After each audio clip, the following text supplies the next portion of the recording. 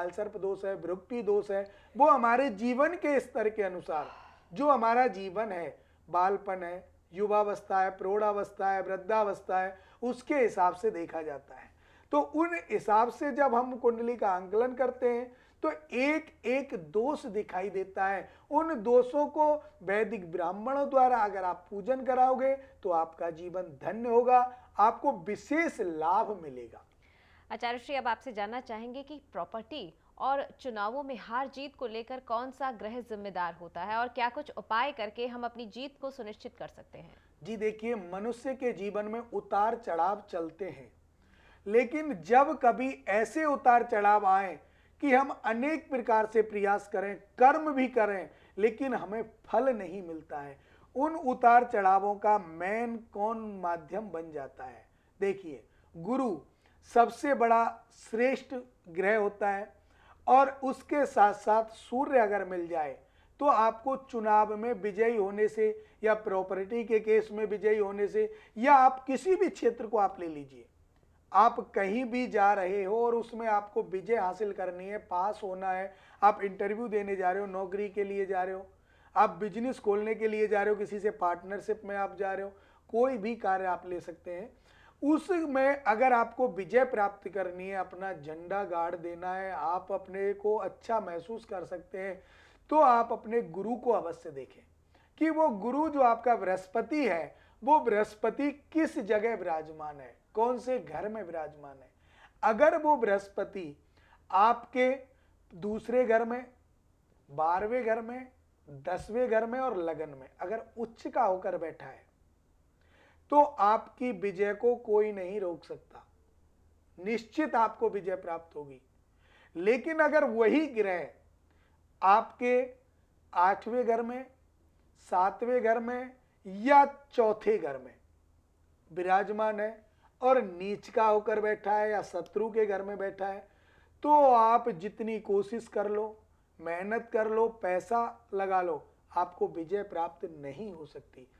अब अगर आपके कुंडली में ऐसे ग्रह बैठे हुए हैं और आपको विजय चाहिए तो आपको उन ग्रहों की पूजा करानी होगी, उन ग्रहों को मजबूत करना होगा, बढ़ाना होगा कि वो आपके द्वारा आपके किए गए कार्य को सफलता दिला सके, आपको विजय प्राप्त करा सके।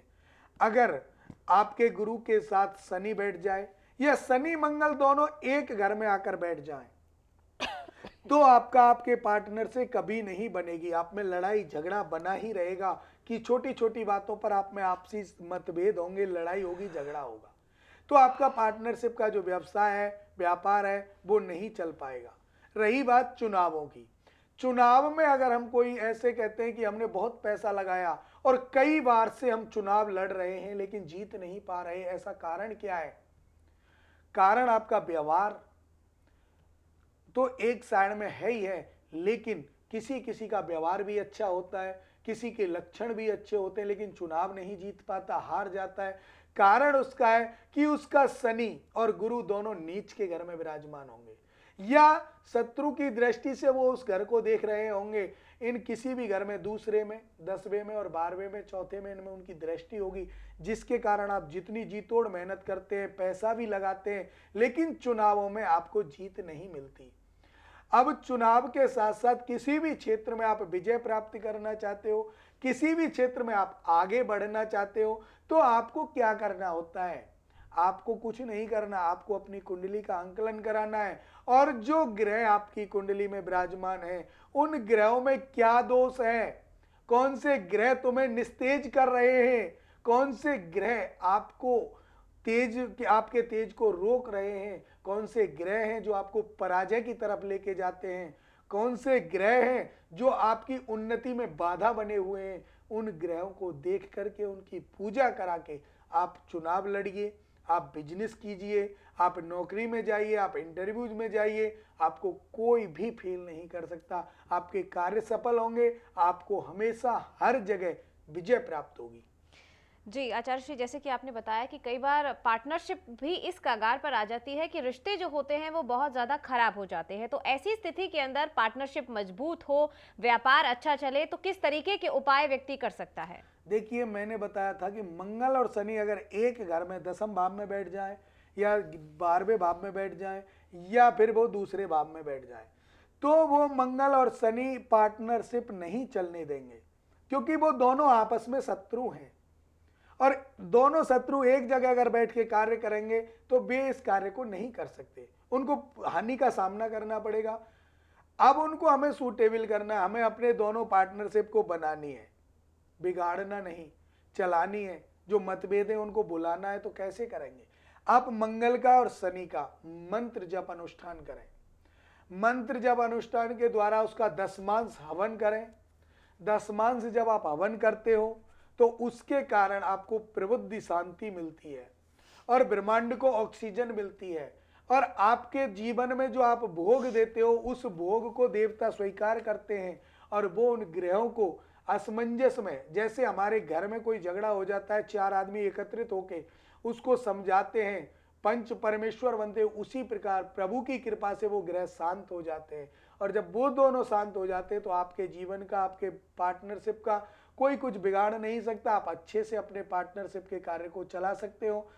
जब तक वो ग्रह शांत नहीं होंगे तब तक आप, अगर ज़्यादा दिन आपने खींच दिया कि हमें पूजा नहीं करानी, हम देख लेंगे, कुछ नहीं है, ये सब ढोंग है, ऐसा अगर आप सोचते हो तो ज़्यादा दिन नहीं, आपको मुश्किल से महीना 2 महीने में ही अपनी पार्टनरशिप तोड़नी पड़ेगी और अपने अपने रास्ते बदलने होंगे। जी, आचार्य श्री अवनीश जी हमारे साथ जुड़ चुके हैं कोटा से। अवनीश जी, बहुत स्वागत है आपका। पंडित जी राधे राधे। राधे राधे जी। जी। पंडित जी मुझे मतलब मेरा कपड़े का काम है वो बहुत अच्छा चल रहा है, लेकिन मेरे माता पिता की इच्छा है कि भागवत करवाना चाहते हैं। मैं उनकी इच्छा पूरा करना चाहता हूँ, तो जी। मैं भागवत करवा सकता हूँ या नहीं करवा जी। सकता, मैं ये पूछना चाहता हूँ। ये तो आप ऐसे कैसे करवा सकते हो? जब आपको दृढ़ विश्वास है, अपने माँ बाप की इच्छा को पूरा करना चाहते हो, तो बिल्कुल करवा सकते हो, इसमें कौन सा संशय है?